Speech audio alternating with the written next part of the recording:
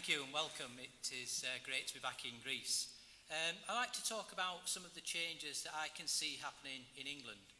I'm sure there is a far more positive practice going on that I've not come across, but I can only talk about what I actually know. I'm also going to talk about the fact that it also involves people that work within the psychiatric system. Because I agree with what Lisa Forrester says, you have to change from without, but you also have to change from within. That's very, very important. You've got to change the people inside to get the power. I guess it started in 2013 from my perspective. We invited Professor Marius Rom and Dr. Sondra Escher to come to England to do some Maastricht training. We were very fortunate that there was a chief exec of South West London Care Trust that attended the training, Professor Steve Trenchard. He was very impressed with the work that was done by Marius and Sondra. And he sent me a proposal.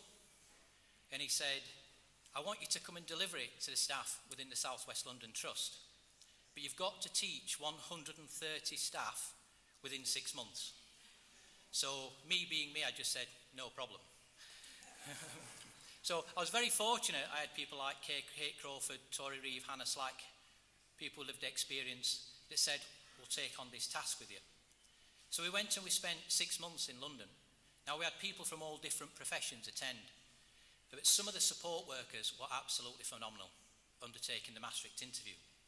Then we were quite fortunate. We finished the 6 months, and Steve got a new post in Derby as the chief exec. He was a deputy in London, and he said, I want you to do the same in Derby, but you've got 3 months to teach 90 people.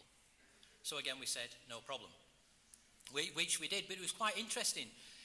On this course, 10 of the 90 people that attend were psychiatrists, and they were very, very open-minded. But we also got the medical director there. Now, the medical director was old school. For some people here, you'll not know who Professor Alec Jenner was, but he was from the Alec Jenner School of Thought, and Alec Jenner was a friend of Basaglia in Trieste. And this medical director was quite interesting because over the 5 days we did the training, he continually talks about different ways of killing his wife. So you think, well, you're not going to kill him by the ways I give you, I can assure you that, you know. But so he was quite an interesting guy, but quite suspicious at the same time. As you'll see, Steve Trenchard plays a big role in the changes within, but I believe in England. Again, at the beginning of this year, he contacted me again, and he said, I've got a very specific task for you. I want you to design me a psychiatric ward, and I'll give you a free rein to do it however you want. Now, not the layout of the ward, but the values and the practice of how workers have got to work. So I thought it gives me an opportunity here to make some changes. So I thought if I set the bar really high, we can always come down and meet in the middle. So I designed this ward. Now, all the members of staff, it's going to be in 2 units, the Radbourne unit in Derby and the Hartington unit in Chesterfield. There'll be 2 wards. They've all got to have undertook the Maastricht interview for voices, all the staff. They've all got to have done the Maastricht interview for thoughts, beliefs and paranoia. They've all got to be trauma informed, and they've all got to be the risks of medication informed. That was the first remit of what we should do. Then we said there can be no seclusion. Seclusion's got to go. So we've designed what we call a safe room or a green room. In there's a punch bag, weight blankets, vibrating pillars, secluded lighting, soft music. And if someone has to go in there, there's always got to be a member of staff present at the same time. There's got to be minimal restraint, so it's always going to be 2 staff to 1 patient ratio. After you've done the Maastricht interview, because it can raise agitation for people, the voice can get intrusive, the person has got to interact with them within 60 minutes to resolve any agitation that can cause restraint. So we kind of looked at that, then I kind of thought, well, what are the barriers going to be? And I was very fortunate that my eldest daughter is a deputy ward manager on a psychiatric ward. So I set her the task of looking at the barriers and how we overcome them. I also decided that quite often we can undertake this training within hospital settings, but when someone leaves, there's no follow-up. So what we've decided is there's going to be a member of the community mental health team that has to come onto the ward and conduct the interview with a member of staff from the ward. So the continuity continues into society. There's also going to be a hearing voices and paranoia support group on the ward, which is going to be facilitated by Kate Crawford and Bob Green, another guy from Sheffield.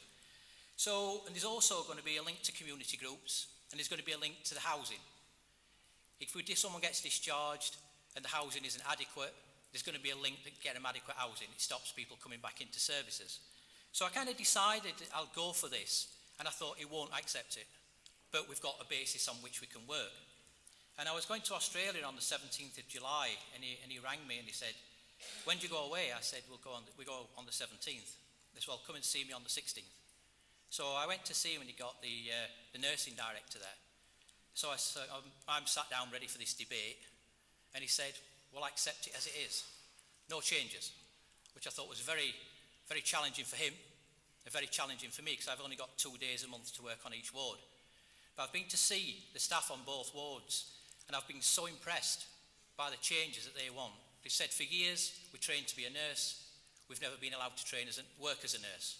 This gives us the opportunity to reskill ourselves and work in a way which we know will help the person. So we kind of went for that straight away, and that starts at the end of this month. But the other thing I'd just like to mention as well, we're talking about changes within services as well.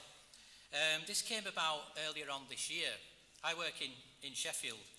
My office is actually in a community health building, and it's next to a psychiatrist that's with us today, Dr. Simon Mullins. And I don't know why this happened, but we got an underspend. Why we've got money left at the end of the year just totally baffles me. But Simon turned it into a good idea. He said, listen, I've got an office next to a guy that's going all over the world doing this teaching, using a Maastricht interview, working with voices.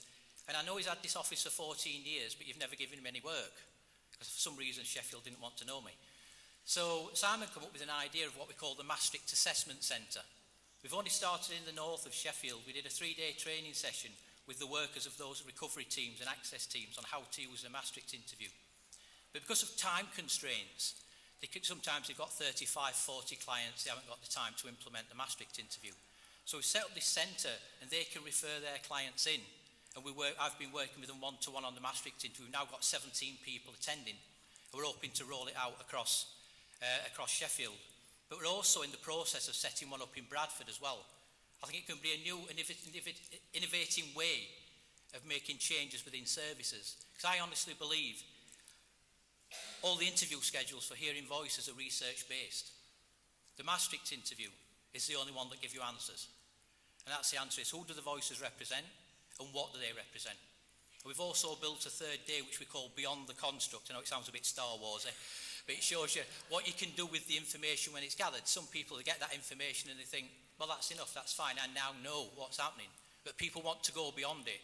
That's why within the wards and the Maastricht Centre, everybody's trauma informed, so they can continue the work beyond the construct. So it is about changing from without, but it's about changing from within as well. It becomes a more powerful organism as far as I'm concerned.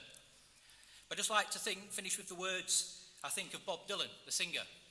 The times, they are changing. Thank you.